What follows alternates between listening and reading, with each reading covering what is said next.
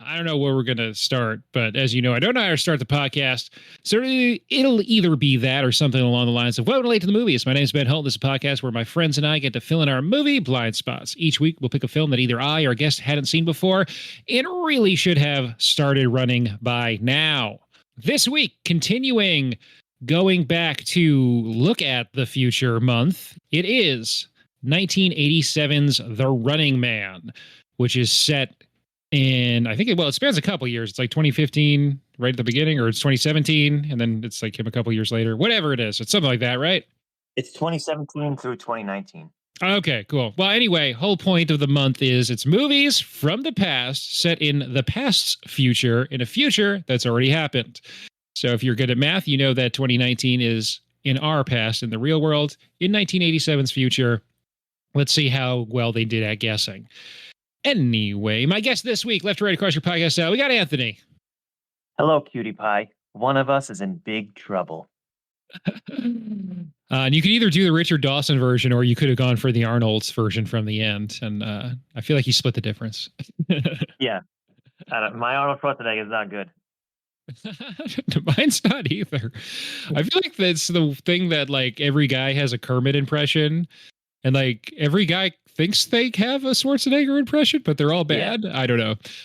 So I won't try to do it too much, but this is definitely one of the ones where I feel like I usually think of Jingle All the Way, of like, why is no one questioning why this Austrian giant is just here in America?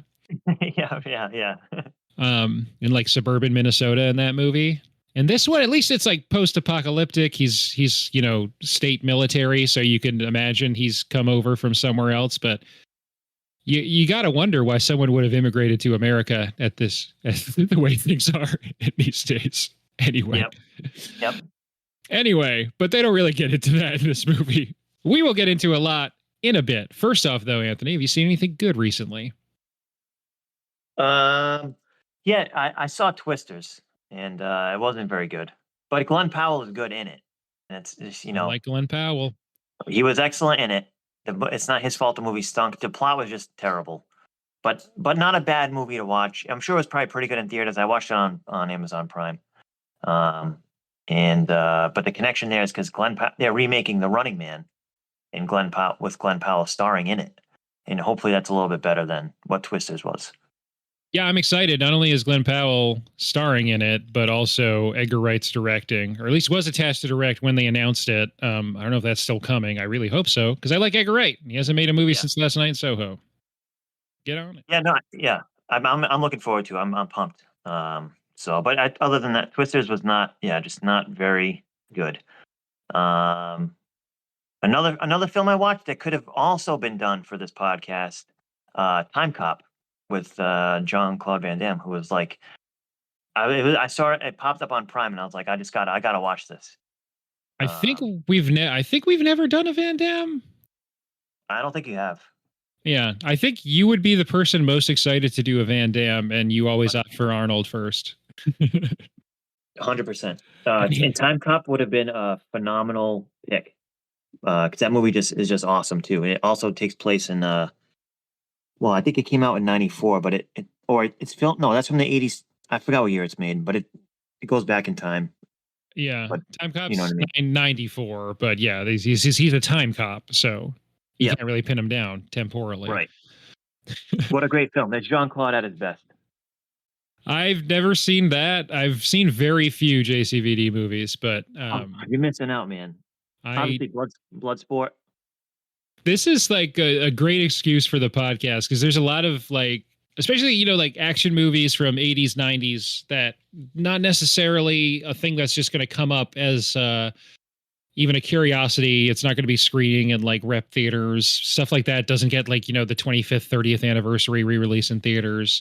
Yeah. So this podcast is sort of what gets me to fill in blind spots. Today's a blind spot for me. So it's fun. It's good for that reason. So yeah, we'll have to have a JCVD month. And I'm getting a dog in a couple weeks. Whoa, big news. The dog I'm getting, I wanted this dog for like over 10 years now, right? It's kind of a rare breed in the United States. It's called a Bouvier de Flanders. Oh, something Belgian. I was going to say, has to be. Yeah.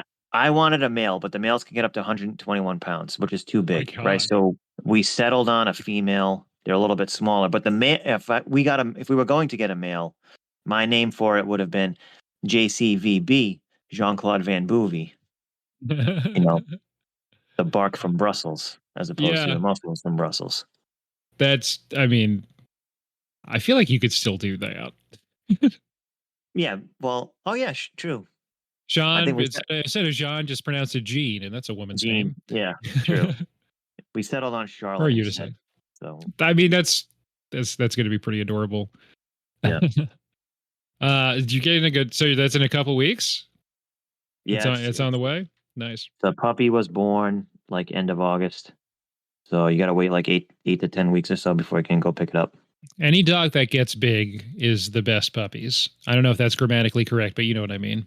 Yeah, no, even the females are up to like 70, 75 pounds. So it's still a big dog. Yeah, and as a puppy, they're just so awkward and floppy. Any Right. big dog, love it. Yep. Well, that's gonna be awesome, and Yeah, it's going to be cool. good luck. So you're about to embark on, oh, no pun intended on embark, but embark on a fun journey with that dog. Yeah, it's going to be tough. The first few weeks are going to be tough. Yeah. Um. Yeah, but that'll be great. All worth it. Just All worth it. fun training stuff to do. Yeah, I haven't watched anything. So whatever. Nothing. I've been reading like a freaking nerd. What have you been reading? So it works for this. I've been reading a lot of dystopian stuff. I mentioned in the last podcast I just read Fahrenheit 451 for the first time. You didn't have to read that in high school? No, didn't have to. Oh, wow. I read 1984 for the first time earlier this year. Also didn't have to read it in high school. Yeah. Both of which I imagine Stephen King was riffing on when he wrote the 80s book, The Running Man, which this movie is extremely loosely based on. Loosely based on. Yeah. I can't, yeah. I kind of want to read it now. I don't think it would be a fun hang. It's not supposed to be. It's a dystopian thriller, but it would be funny if the tone is like Stephen King dystopian thriller, but it has all the same one-liners. And in my head, that's the funnier outcome. So I'm not going to read it and check. But yeah, I've been in a very dystopian mood. Who knows why? Specifically about like censorship and state-controlled media. So this movie fit in pretty well with that theme. Perfect. Right up your alley. For real. Well, I already said I haven't seen this before, but you're our senior Arnold correspondent on the podcast, so you've seen this, right? Yes, I've seen this, but similar to what I was describing in one of the podcasts we just did with me and Jaws, the whole first half of the film I kind of forget. I really don't. This film I felt like as a kid was always on TV, and I always would pick it up sort of in the middle when he's already in the quadrants fighting the different stalkers. That's what I remember most, like Buzzsaw, Dynamo, Captain Freedom, Fireball. I don't really remember how he gets there in the beginning. It's not circuitous necessarily, but there's some like fake outs, and it's weird because like it's called The Running Man. You're set up, the show's coming, and like he gets arrested pretty early on. And you're like, oh, and then they're gonna make him do a gladiator thing, and like no, he gets out of prison. Almost goes to Hawaii and then gets caught and then gets gladiatored into Running Man. So that was like, oh, okay. I wasn't expecting necessarily it to take that long to get to the show part of it. But it's really fun once it does. I'm not saying it's not fun before that. You're just kind of waiting. No, this is just a great classic film. Great 80s action film. So I'll say my experience watching. Well, actually, do you want to do a 1 minute plot summary first? Yeah, I can do that. Go for it. In a 1987 dystopian version of 2017 through 2019, Arnold's Ben Richards is framed for killing innocent civilians and captured by a ruling authoritarian government. As a way to deal with criminals, the DOJ improvised a game show where they send criminals into an abandoned part of LA, the Quadrant, where they have to run from stalkers who are trying to kill them. Hosted by the great Richard Dawson, a.k.a. Damon Killian. It's a murderous family feud. Before being sent in, Ben tells Damon he'll be back. Ben Richards outsmarts, outmuscles many of the stalkers, comically killing or subduing them in true 80s action style with classic one-liners. Ben links up with an underground resistance movement to try and control an uplink to broadcast the true nature of the government and a video showing Ben's innocence. He makes good on his promise to be back, sends Damon into the quadrant to seal his fate. The film ends with Ben getting his freedom and dismantling the game show, The Running Man. The credits roll to an 80s rock song, and the Predator ship can be seen hurling through the atmosphere. The end. Yep.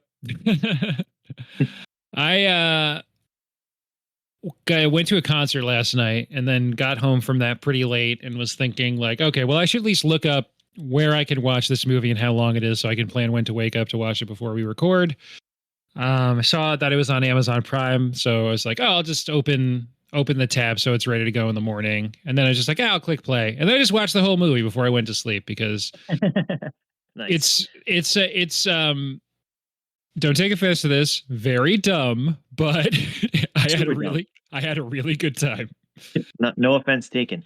So yeah, I was like, whatever, I'm really tired, but let me just open this tab. Okay, it's an hour, 40 minutes. I know I need to like clear out 2 hours at least before we start recording to get this down. But I turned it on. It was just like, whatever, it's working on me. Real dumb, real silly. Whatever the rear projection of the helicopter scene right at the beginning with Arnold, the weird stilted dialogue and acting. It's just like, whatever, I like this. I'm just going to watch the whole thing in one sitting. Let's go. So I had a good time. The helicopters in the beginning, that's actually taken from the movie King Kong. Okay, interesting. Like they didn't actually film that. Yeah. You can tell when they're like, when it's the guys in the cockpit, it doesn't look like they're actively, those men are, they're not in a real helicopter. It's fine. Right. I understand how movies work, but it's still like particularly glaring. It's so this movie's so 1980s. Yeah. It is like, it's a weird rearrangement of the original source material. It was supposed to be with Christopher Reeves originally. Then it becomes this less serious thing once Arnold's in there. Even though Arnold has said that he thinks that they sort of ruined it and made it too dumb, it seems like their argument is that they made it dumber because Arnold was there. Which, sure, whatever. But yeah, it feels like it's almost parody, but it's also sort of like really into the stuff that it's saying is bad. So I don't know. But all that said, it still kind of works on me. So many one-liners all the time. Arnold should be more concerned, but he's just got jokes. No, that's his career. He's made $1 bazillion off of this exact character. Like it just worked to me. It's so perfect. It works perfectly. Yeah, it is. But like Arnold, the logical endpoint of that character. This is turned up to like 11, pretty much. Exactly right. That's true. But Arnold's complained. This is directed. They went through like 5 directors to. They finally settled on Paul Michael Glaser, who's Starsky from Starsky and Hutch. Yeah. And so Arnold complained that he didn't want him as a director because for that reason he felt like he's a TV guy and TV's filmed a lot differently than movies, and they didn't do the film the justice it deserved as getting deeper into the darker themes of like, censorship and authoritarian government. And if you watch that Arnold documentary on Netflix, sort of makes sense because he kind of takes those themes seriously and personal because he came from an authoritarian government in Austria. Yeah. Jokes on him though. Little did he know that Paul Michael Glaser would go on to direct Kazam. So who's laughing now? And then never direct anything else. Wonder why. But yeah, he's a weird choice for this. And you're totally right. You can see what he means by it becoming a little more TV than he would necessarily want. It does feel. Yeah. It feels like it fits though. Like there's such. Not just because not even half, but I guess like the final 2/3 almost of the movie are a TV show. It does feel like the movie is cut with TV breaks on TNT in mind, kind of, when this is getting 100%. Replayed midday on a weekend for infinity, It sort of correctly predicts. I find that kind of awkward too, but it sort of overhypes the game show and reality TV that we're so used to now, but wasn't really the thing in 1987. It is interesting. So the last episode we did was on Johnny Mnemonic, which is from the 90s, but based on an 80s story that is also predicting what the internet is going to be. Much like this is sort of looking ahead to like, okay, reality is kind of not even on the horizon in the, well, Stephen King writes this in the 80s, but it gets adapted in the late 80s. But sort of looking at football and sports and this kind of dystopian mindset and just ending on reality TV as like the ultimate nadir of culture is interesting because that is sort of what happens. Yeah, exactly. Right. I have mentioned on this show many times, I love an action movie that has sports rules, like clearly defined game system and arenas. Yeah. And I usually cite Die Hard as like the perfect example of an action movie that does that. Like, yep. You know what the playing field is, you know who the teams are, you know what their objectives are. And then this is a much more literal version of that, but anything with a competition I can get super into. One of my theme month ideas has always been like tournament movies. And that would be a good way to get Jean-Claude Van Damme in there, right? Oh, 100%. Keep me posted on that one. Because that's Bloodsport, right? Right. Stuff like that I always get super into. So this, I was excited. Once it gets to Richard Dawson in the studio audience, I was like, okay, it took a bit to get here, but like, all right, now it's go time. Richard Dawson is great in this movie, by the way. Oh, Richard Dawson is playing Richard Dawson. He's on Family Feud in Hollywood Squares. Yeah, he is perfect for this role. Suggestion of Arnold, apparently, because he was friends with him. Sure. Yeah, great friends. Yep.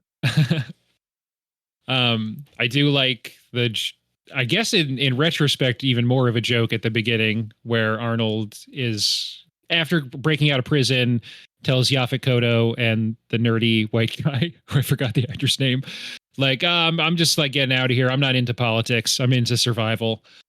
And it's like, yep, we'll see. Yeah, how very foreshadowing. I know a lot of weird prescience going on around the corners of the movie, but this is also our second Maria Conchita Alonso film of the month. That's how random is that? How random is that? This just a few years before Predator 2. Yep. But she's great in this. Yeah, no, she's an excellent, supporting actress to Arnold's main character. She's tonally correct for most of this. I feel like it's not asking her to do a lot, but she's good in it. Yeah. It's tough to be like that complimentary, but like I want to make the point that I think she's really good. I feel like the character, her main conflict is there's a dude that keeps trying to rape her. So that's not like great, but I guess it's dystopian future. Yeah. But she gets out of all those situations successfully. Yeah. I like the stalkers. They're dumb, funny. It's fun. Who is your favorite stalker? I didn't clock everything that was going on with, I don't know if Jesse Ventura is like a cop out since he doesn't actually get into it. He just sort of fake does with the like archival footage that they use. Right. But I wasn't fully clocking his arc. And when they did the like overlay thing at the end, I was like, oh, is he going to be part of the finale here in any way? It's like, no, he just sort of left, I guess. He just disappears. Right.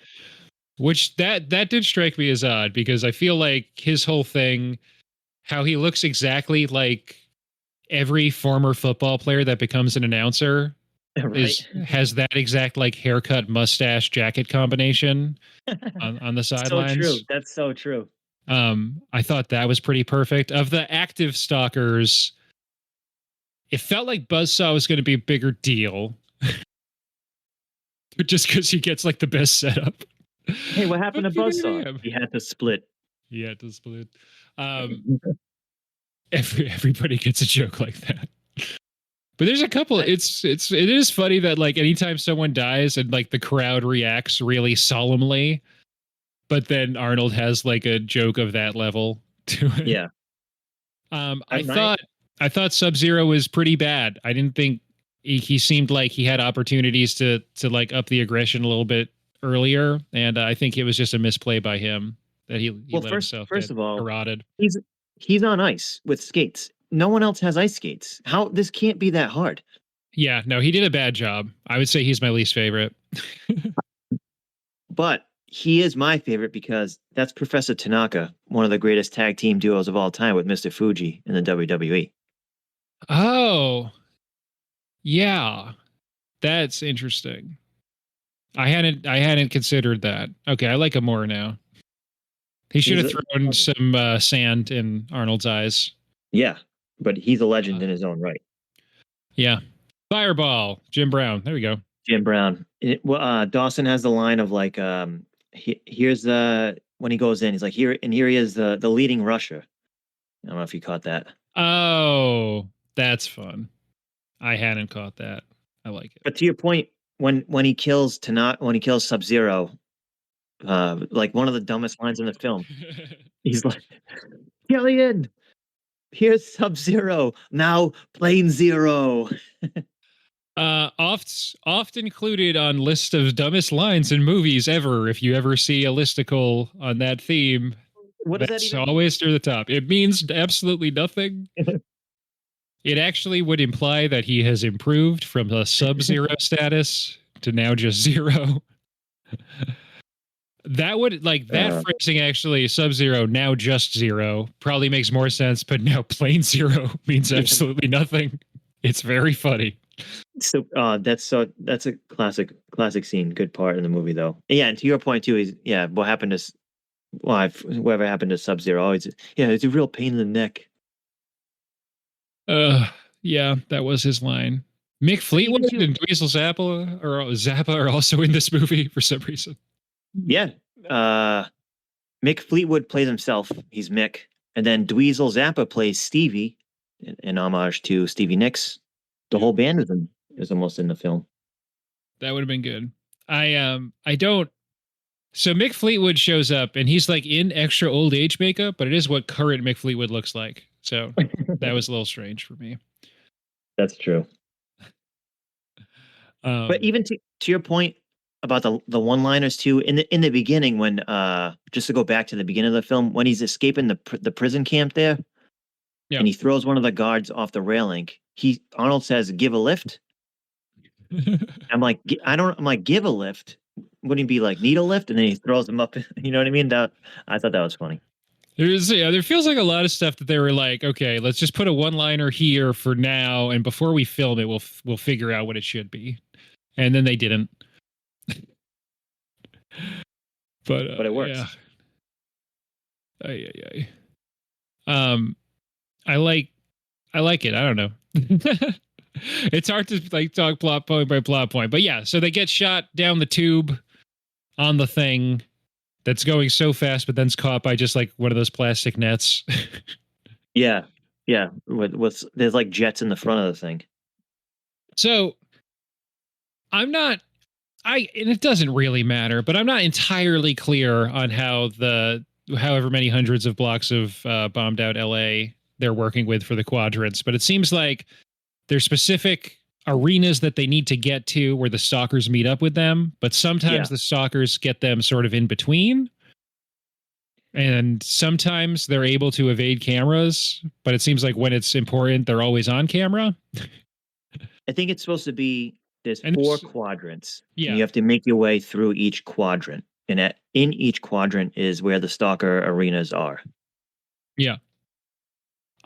Like I said, I'm not going to get hung up on it because I don't think it really matters. But I do like that there's also sort of the means to take down the whole operation is kind of just mixed in there as well, if you know where to look for the uplink code.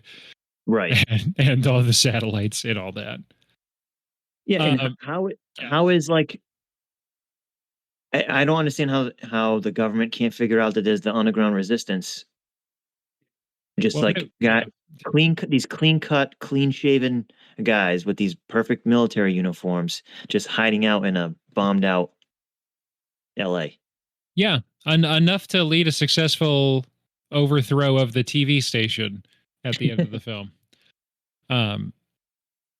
Yeah, it's good. I like that it doesn't get too deep into the satire, into the stuff, but like the fact that it's so intertwined, the TV show's production, with how the government is controlling the citizenry, and how, Killian is on the line with the attorney general about plot points as they're developing on the show, stuff like that. That all works for me. Oh, no, it all works. Like you said before, a very clear point, very clear. You know the stakes, you know the game. It's very point A to point B type of plot and film. That's a really good way to put it. And it is, in a literal sense, they are sort of trying to go from like, okay, quadrant 1 to 2 to 3 to 4. Yeah. And it's the stuff that they need is ultimately in quadrant 4. So I guess they get through everything. Right. But they play the footage of Captain Freedom, Jesse Ventura, killing a dude that they overlay Ben's face onto. Arnold Schwarzenegger playing the obviously named Ben Richards. Never has anyone looked more like a Ben Richards. Than Arnold Schwarzenegger. Every movie that he's in, his name fits. Exactly. In Predator, he's Dutch. Yes, this guy's Dutch. Sure, why not? I mean, he's a great Dutch. Anyway, all to say, it's nice. I like that there is the swerve of like, you don't actually get the final showdown in quadrant 4 and they like escape on the rules of the game, because they find out that there is no escape. They find the dead bodies of the people that they said are under the Maui sun. Yeah, in Hawaii. Yep. Yeah. They fireball roasted them. Yeah, he did. Wait, what did they say? I forgot their names, but then yeah, she says these are last year's winners, and Fireball comes in. He goes something like, what did he say? Last year's losers. Losers, yeah. And that part's interesting to me because he's about to kill Amber, María Conchita Alonso, and Amber. Yeah, that's it. But they're not on. They can't be on camera then because she's next to all those corpses. Or yeah. So I don't know. It's like, come on, dude. Know your angles. But Fireball gets called in though last minute, right? Because he's already killed the other. Well, Dynamo he doesn't kill. Buzzsaw's split in half. Sub-Zero's dead. So Fireball gets called in to last minute. So they're not really on. They're just trying to get Arnold and Amber killed as quick as possible. Never even whether it's on camera or not. That's fair. Yeah. Because they're saying, I think when it's maybe it's Fireball, but I think it's when Jesse Ventura gets called in, and he's like, "This is stupid." And Damon's like, "No, they're starting to bet on Richards out there. Like this is beyond just like TV at this point. We gotta off this dude. He's becoming too powerful." Well, the whole system is at stake, not just the game show. That, as far as dumb lines go, not dumb, great lines. The old lady who like wants to bet on Richards to get the next kill because he's a bad motherfucker or whatever she says. Yeah, that's one of my favorite lines because it's so good. It is legitimately very, very good. So Predator comes out. This was going to come out at the same time as Predator, but they moved it back 4 months to not compete. Rightfully so, because Predator was a bigger hit. In Predator, Arnold calls the Predator. He says, "You're one ugly motherfucker" at the end, right? So then this lady was one mean motherfucker. Yeah, one mean motherfucker. That was so funny to me. Yeah, it's and we just did Predator 2, where the Predator calls Danny Glover an ugly motherfucker, and you're like, I guess he's seen Predator, but right. Anyway. It's good shit. I like this. It's all good. I like that lady. I like when people start betting on Richards. It is obviously like a more classic hero's journey, good guy wins story than the point that Stephen King was trying to make in trying to put himself in the long lineage of sci-fi dystopian guys thinking hard about the dangers of censorship. But whatever, I still liked it. But I do think that maybe in the remake it'll have a little bit of a darker tone to it. Because when Ben Richards first gets caught, right, and he gets the lawyer, and the lawyer says, "I'm your court-appointed theatrical agent." Yeah. Yes. It's kind of making the claim of like, and this is 1987. Never mind all that we've been through in the last couple of years with the courts and whatnot. in Right. real life. But sort of they're making the point of like this is all we sort of lost ourselves. It's not real court anymore. It's just all theatrics. We're just in some sort of like we're all in a game show in everyday life. Yep. I thought that you know what I mean. So I think For that there sure. is a point Arnold has made of like this movie sort of yes, it's now turned into sort of like a gag movie, a little bit of a joke action movie, but there is some deeper plot points that they're trying to get at, or Stephen King is trying to get at when he wrote the book. Yeah, and there's also I don't know. This feels like, or maybe I've just been watching some like more recent reality stuff, but everybody obsessed with influencer culture and just the idea of like a court appointed theatrical agent feels more and more realistic every day. Right. Not necessarily court appointed, but like everybody having such a focus on becoming famous just for like being alive and doing stuff and influencer and not actually like doing a thing that makes you successful and then you're famous, but just like fame as the end goal. And that's not new. That's where reality TV comes from. Yeah. But yeah. Totally. That theatrical agent, one of that guy. Oh yeah, I recognize his face. I wouldn't know his name. His name's Ken Lerner. He's in 1 billion things. He's oh really? Yeah, he's the principal at the very beginning of the Buffy the Vampire Slayer show, and I mean, he's nice. he's one of those guys that just like if you look at his filmography, it's several pages long. He's on the Goldbergs more recently. He's in a million things, and then one of the guys who I wouldn't even know the character name, so I can't look it up, but is on the TV production side is another dude that has a face that's like, oh yes, that guy. He's in a million things also. Yeah. Kurt Fuller. Kurt Fuller, yes. He's in everything. Wayne's World. Yep. Ghostbusters 2. Yep. No Holds Barred. We've never done a Hulk Hogan movie. Classic. No Holds Barred. Awesome. Somehow I knew you would think that. I've never seen it. Mr. Mom. Mr. Mom and No Holds Barred. 2 great movies. I've much like a few other movies, I've never seen a Hulk Hogan starring picture, but I have seen YouTube channels that talk about his movies, and it's funny. I bet.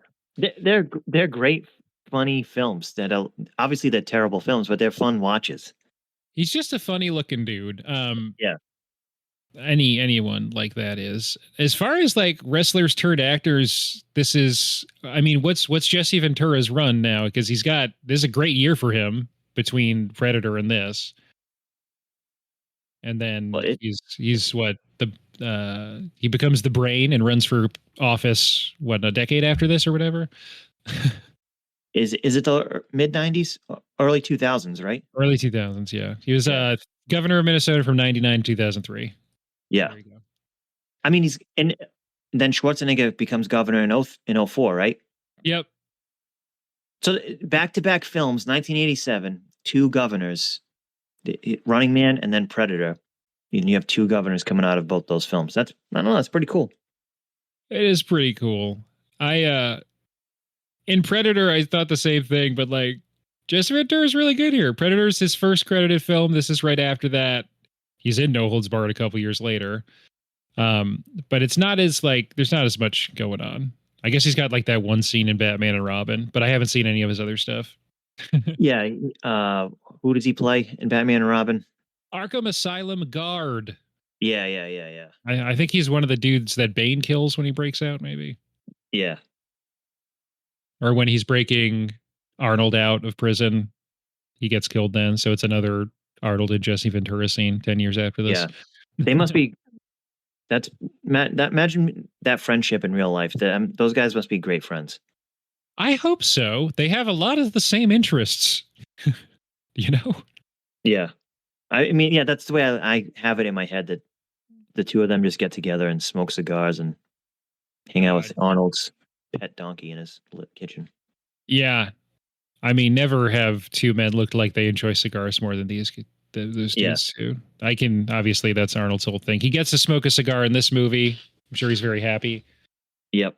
Right. And he's wearing a t-shirt. It says World's Gym, which is like a little play on, because Arnold's famous for promoting Gold's Gym back in the day. I didn't even clock that. I just saw the design and it was like, oh, that's a Gold's Gym shirt. But no, you're totally right. Totally right. That was the first thing I noticed. One of the first things, because again, like the whole beginning of the movie, I don't remember at all. I think when I did Predator on the podcast, I watched Pumping Iron right before that. Oh, classic. So lots Pumping of Iron great. is so good. Pumping Iron's amazing, but is also like Gold's Gym propaganda. Yeah, for sure. A little bit. Not in a bad way, just in a way that like it made it an actual like national brand forever. Because what a movie. That movie rocks. And by the way, that episode was a while ago. So if anyone hasn't seen Pumping Iron, it is legitimately a really good documentary. Phenomenal. And it's crazy how much charisma Arnold already has before he's in movies. And the fact that like he gets, is it like Hercules in Central Park after that, where they overdub him because they think he doesn't have the ability to talk. And there he is before movies, just like oozing charisma in Pumping Iron. And like you can tell already in like a full like wrestling persona that he's built just for bodybuilding. And the way he absolutely destroys Lou Ferrigno mentally throughout the course of that film. That's the best part of the whole movie. That it's a character. It's sort of like a psychological portrayal of like how to outclass an opponent. He just like without even not even just totally mentally, not physically. You don't have to fight anybody. You don't have to be a macho man. He just gets in his head, and Lou Ferrigno cannot overcome it. Yeah, it's wild. Michael Jordan level domination of like not just in competition, not just physically, but also mentally, just on every level, across the board domination. It's pretty insane. Maybe quite literally like, oh, he's got that thing that Michael Jordan has where he's maybe like a little bit of a sociopath, but it manifests as like competitive energy. Yeah. And it gives him this insane drive to be the absolute best there ever was in this particular specific thing. Right. Which is getting the edge. And that's sort of the turning point. That movie's capturing he's already kind of out of bodybuilding, but he's back right now, but he's about to go do movies, and he's turning his focus to being, in his mind, nothing less than the best actor ever. Right. And that's where he turns his obsessive focus to right around that point. And here's and this is kind of it now. He's got Terminator under his belt, now Predator, now this, and it's all up. He has like a really hot period here. I mean, obviously this movie didn't do as well as Predator, but I was surprised to see the contemporary reviews of it at the time aren't really like destroying it, because in my head, this movie is sort of like an easy punchline that people are like, actually, it's pretty fun. But if you look at the reviews from the time, they're basically saying like, yeah, it's not going to change your life, but I had a good time. Yeah. No, but this is the time period. It's a lot of these cheesy action movies, and people are like, no, this is what we want to see. Yeah. I think I don't remember whose it was. It wasn't Ebert's review, but someone said like, it's really for action fans if they're looking for something a little bit off the beaten path, but not that far off the beaten path. It's like, yes, exactly. It's a little bit of a twist, but still very much hitting the, whatever your action movie brain receptors are for one-liners, explosions. It's got it all. Some comedy. Have you ever watched any clips of like Richard Dawson hosting, Family Feud, or I think sure. So one of my favorite lines in this film, he and also too, I read a little note that his character in this film is more like who he is in real life. I guess he was like a terrible boss and always undermining his staff and treating them like just complete shit, like this movie portrays him. And in the old clips, he would always be really inappropriate, and like he'd always like be smooching every female contestant on the lips and whatnot. Oh no! Very uncomfortable. And in this film, that's his thing, right? It was all the that's kissing. His thing. Yeah, there's like montages of him on YouTube just kissing every contestant. And he says, "I want to kiss now, a big kiss, but remember, no tongues." When he talks to one of the people in the audience. That makes a lot more sense. I hadn't considered that, but yes, that is his sort of legacy, I guess. Yeah, that's his mantra. Yeah. Oh man. It's he's really good in this because he is doing that thing that is sort of like oh yeah, like you said at the beginning, he's playing himself. So it's easy for him. But Right. it works really well. Even physically, a big focus of the Predator series is it matters that the dude in the costume looks correct fighting and beating Arnold. Yeah. And the Killian character needs to look like this tiny weenie guy who sort of like can big himself up if there's a bodyguard to stand behind or if he's behind a pane of like bulletproof glass from Arnold, but then gets like very small when that's removed at the end. It's like important, you know. It's visual storytelling. I don't want to give it too much credit. Like it's a tiny old guy. Yeah, sure. But still, it works. What about all the sound effects? Like none of the guns sound like how they're supposed to sound. They're all weirdly muffled. It's just that really like threw me off a little bit.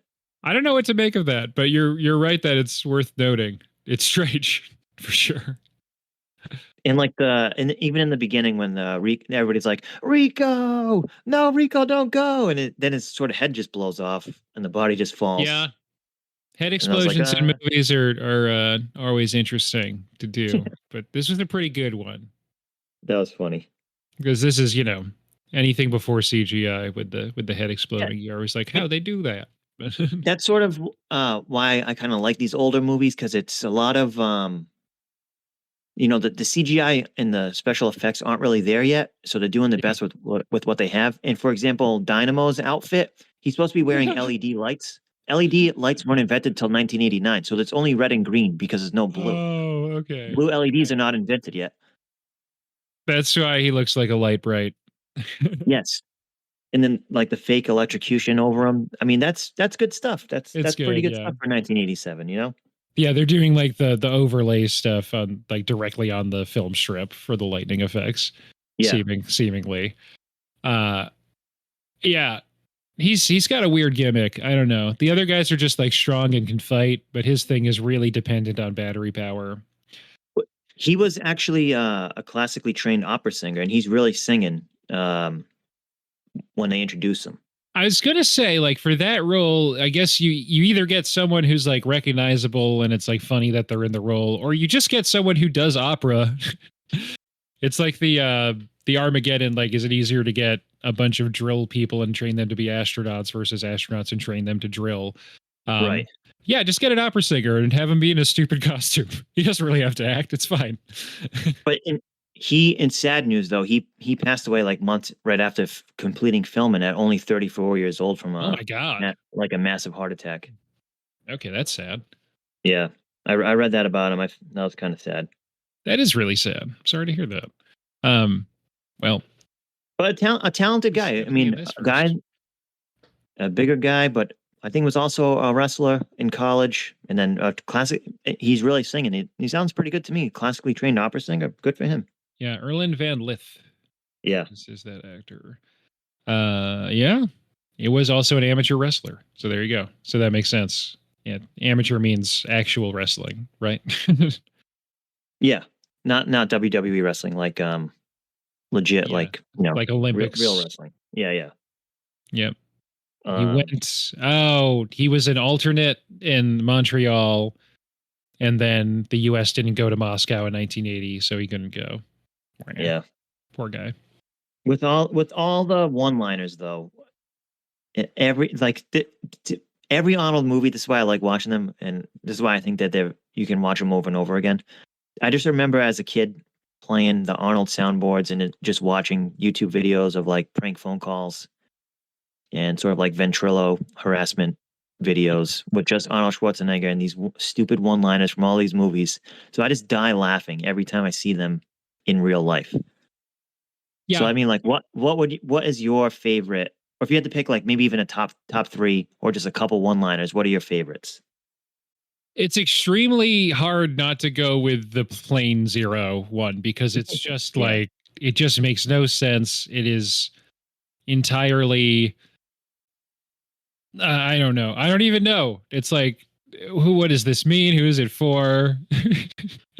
I like that it then goes to the crowd shot. The crowd is distraught because Sub-Zero died, but I like to think that they just don't know how to react because they don't understand what it meant. That's good. I think when he, sends Killian down the thing, and he tells him to drop dead, he says, "I don't do requests." And then yeah, I don't do requests. That's pretty good.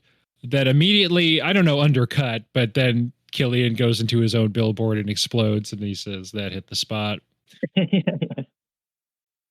When Fireball comes in and he's like, when he severs the gas lines to Fireball's flame pack, he's like, "No, cut to a commercial, cut to a commercial." Then Ben Richards goes, "How about a light?" And then he goes, "What a hothead." Yeah. He just has like it. That feels like the one-liner equivalent of double texting. Like he gave a one-liner. No one else has said anything before his next one-liner. And then right before that, when Fireball comes in and Amber Mendez goes, "Jesus Christ," and Ben Richards says, "Guess again." Yep.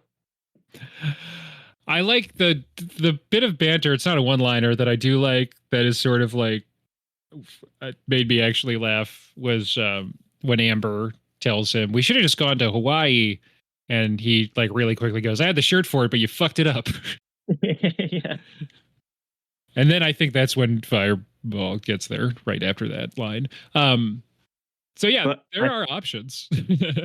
My favorite line in the whole movie, though, and this line has been played probably a million times, right? Ben Richards says, "You cold-blooded bastard, I'll tell you what I think of it. I'll live to see you eat that contract, but I hope you leave enough room for my fist because I'm going to ram it into your stomach and break your goddamn spine." Ah! Yeah, I like that. He's like, at the beginning, he's kind of under control and doing like his one-liner mode, and then he just gets so mad throughout the delivery, and he just keeps adding to it. He like looks right into the camera. That's like the longest one-line sentence in the world. Oh, so good. And then smashes it on the ground. It's good. All right, well, let's get into ratings. On a scale of 0.5 to 5, on any scale of your choosing, what would you give 1987's The Running Man? Oh, this I have so many to choose from. I'm gonna give it 4.5 out of 5. Dynamo, fake LED helmets, and chest protectors. Okay. I'm trying to think of how to phrase mine. I'm just gonna go for it. So I'm going to give it Killian. Here is Sub-Zero. Now just 3.5 out of 5 0. There you go. Nice. There it is. That's probably the only way to make it work. Doesn't make sense that I didn't swap the number part of the phrase. Oh, well. Doesn't matter. That works. Yeah, works for me. Okay. I had a fun time. I'm glad I finally saw this. Like, it is so watchable. Goes down smooth as hell. So smooth. But I have a question. Yeah. For the end of it, like, in some of your other podcasts, you had a question. So we do have a question for this month, but feel free to pitch an alt. You have a question for this month. I have a question just for this movie. Okay, good. So if you were living in a dystopian society, what alternative game show would you produce? Ooh. Like, because they have the commercial for the like Run Up the Rope game show where the guy money grab or something like that, and there's like a bunch of Doberman pinchers, and the guy gets eaten. Climbing for dollars or whatever. And if you catch it in the background, one of the posters, Richard Dawson, I forgot what scene it is, but in the background, one of the posters is for the Hate Boat because Richard Dawson was famously a contestant on the Love Boat. Yeah, there you go. I didn't catch that, but that's great. Both of the first 2 episodes of this month I've mentioned like overlap with RoboCop, which also has some great, TV shows happening in the background in a dystopian future. I don't have a full pitch for a TV show, but I always like obstacle course based ones. Goes back to my love of Nickelodeon as a kid. So something like that. But if it has to be futuristic dystopian, then maybe you're being chased by Doberman pinchers. Yeah. I would do my favorite game show of all time. This goes back to like really nostalgic being a kid. Legends of the Hidden Temple with real human sacrifice. Oh man. Yeah, I think that's a really good one. That's my game show. I was as a fan of Blue, as what Blue Barracudas, was that the team? I was always rooting for. I was always rooting for them because they were the blue ones, and that was important to me. Nice. This month, threading all the episodes together, a question: what part of the vision of the future from this movie do you wish had actually happened by then? So by 2017 or 19, what from this movie do you wish was actually happening? Going into the month, I didn't think it would all be like really grim dystopian futures. So it's been harder to pick from than originally envisaged, but oh well. That's a good question too. You know what I wish? They still have helicopters. Those are fun. Yeah. Not very futuristic looking though. No. Like, what is it? Did they go back in time to Vietnam? I'm pretty sure those are like Hueys flying over the, you know what I mean, the Delta over there. But yeah, I wish I'll take something. I wish the fashion carried over, and those yellow Adidas track suits were more fashionable today because I'd be wearing. them. Yeah, branded and everything. It's essentially like a speed skating thing, but like a little bit bulkier with some like built-in padding. Some pads, yeah. In a dystopian future, the only things that survived were Adidas tracksuits, Coors Extra Cold, and Castrol GTX. It is funny to see the brands that are thriving, that are like, I guess that's product placement, but also like, what does that say about your brand that you're capitalizing on this? In this vision of the future. Yeah, this one's hard too, but it seems like they have mastered the original pitch for Elon Musk's Hyperloop of being like a bullet that shoots you underground really quickly. Oh, that's true. So it seems like there's an actual function. This is a joke that I used in Predator 2. It seems like there's an actual functioning metro system in Los Angeles. Love it. Yep. So what's a quick way to get from one to another. Yep. It looks painful, but no one seems that shaken up when they get out of it. One out of the 4 people that we've seen shot in that bullet cart ends up exploding, which isn't too bad for experimental technology. So yeah, a really quick high-speed train. That's a good one. It's too bad they didn't predict that for the future. I know. Okay, cool. Well, that brings us to the end. Anything else you want to say about the past's future Running Man? Arnie, anything? Highly recommend. Just a great film. And now we have to split, unfortunately. And now it's just plain zero. Thanks, Anthony. You can find our stuff on Linktree, linktr.ee/late to the movies. We'll talk to you next time. See ya. Bye.